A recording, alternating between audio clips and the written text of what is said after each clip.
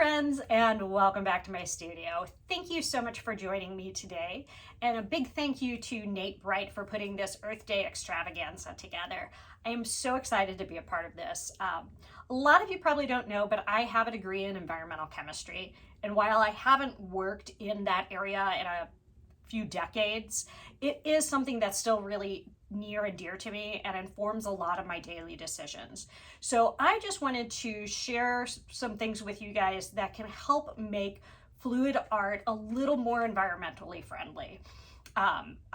First and foremost, this is a completely judgment-free zone. I'm not trying to tell anybody that they're doing anything bad. I just want to give a few options that might improve things. I'm also a big believer of the idea that you shouldn't let perfect be the enemy of good. I think it's really easy to get lost in all of the things that we should do, that we don't make any movement at all. So if you can just do one or two things to start making those moves, that makes a big impact over the years. So here are a few things that I do, and I am going to put together a longer video going over things more explicitly, but for the sake of time today in today's video, I'm just going to give you a few things, okay? Biggest thing we can do is limit our use of single-use plastics. So for me in my practice, what that looks like is I don't put plastic on my paper, on my table. I use paper. And this is simply the type of paper that you get at hardware stores to protect floors when renovation work is going on. It's cheap, it's practical, it's very sturdy. I can usually use it a couple of times. I can put my paints down, scrape it up, and what a lot of times I'll do is I'll fold it in half, let it dry, and then use it again for something else. So that's the first thing. For our cups, I see a lot of people using these solo cups or their clear version. And I've heard a couple people say, oh, I recycle them. These are not recyclable. Under the very best of conditions, these are not being recycled. Only about 10% of our plastic in the US gets recycled, and it's not getting recycled unless it's a couple of particular types of plastic and it's very clean. So if you're throwing dirty cups like this that have paint in them in the recycling, they're not getting recycled. So better options. Paper is probably your best option from an environmental standpoint. I use paper in a lot of different sizes, and these are actually reusable. I reuse these a lot, and I'll get to that in a second. If you want a clear style cup, this is your next best option. Are these plants over plastic or any other similar brand. It's made from plants and it's compostable, which means when it breaks down in the landfill in a geological time scope, this is going to break down into organic substance instead of this, which is just going to break down into smaller microplastics. Lastly, if you see me using a cup like this, and this stack is a good example, it's because I've salvaged these. These were from a friend's backyard party. I went around after the party, I dumped all of the cups of beer and wine and whatever, took them home, rinsed them out, and I'm now reusing them to give them another life. Speaking of reusing cups, this is the system that I use. So this is a plastic tub, and then I've got one of these like grates. I just sit that in there. When I'm done with the cup, I turn it upside down, let it dry. And these are definitely reusable, especially for things like flip cups or ring pours, stuff like that. These work great. And the other thing is once these get really dry, a lot of times you can just peel the paint out of there, and it takes a second, but you can get it out. Yeah, so that's what I do with that. If I need sheet plastic for something, I always have a canister of plastic that I've saved from like the canvas wrapping around the canvas, my all sorts of different bags and packaging. So if I need something like that, I've got that here. And then lastly, I reuse all my stuff from my kitchen too. Like all of these make for great paint storage.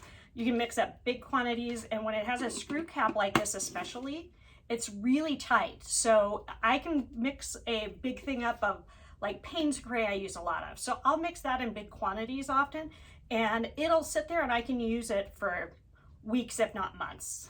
Okay, so those are the big broad strokes of what you can do in your daily art practice that might help a little bit. And yeah, let's get on to the art project for today though. So for today's Reduce, Reuse, Recycle art project, I have a wood panel here that I've repurposed, and I have a bunch of styrofoam from packaging that I've saved. And I've got it in some like different widths, different sizes. It's all fairly flat though. And my plan is to make a multi-dimensional textured art piece. So I'm going to switch the angle. We'll get down to the canvas and show you what's going on. One of the reasons I particularly wanted to use styrofoam in this project today is that styrofoam is particularly pesky to try and recycle. Very, very few places will even accept it. And it's just not terribly energy efficient to recycle it. So I try to source from companies that ship without polystyrene, but that's not always a viable option. So I do try to reuse it as much as possible. I do use it when I ship my art. When I ship my art, all of my shipping boxes, wrapping, everything is recycled from stuff that I've received.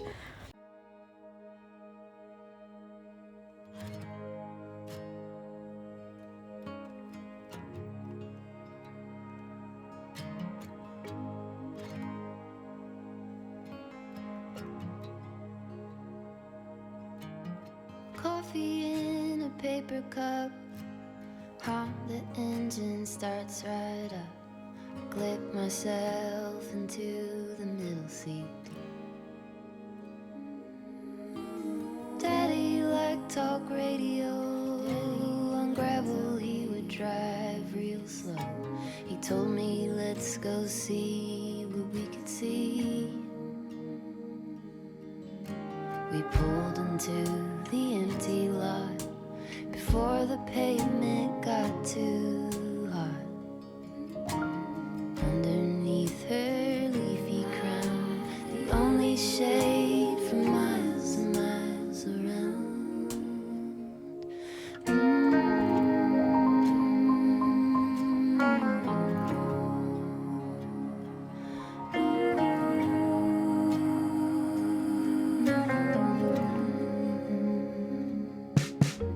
With branches low like spiral stairs, we climbed into her maiden hair.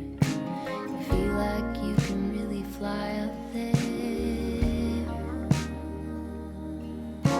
My hand in his so patiently, we watched from our proud little tree.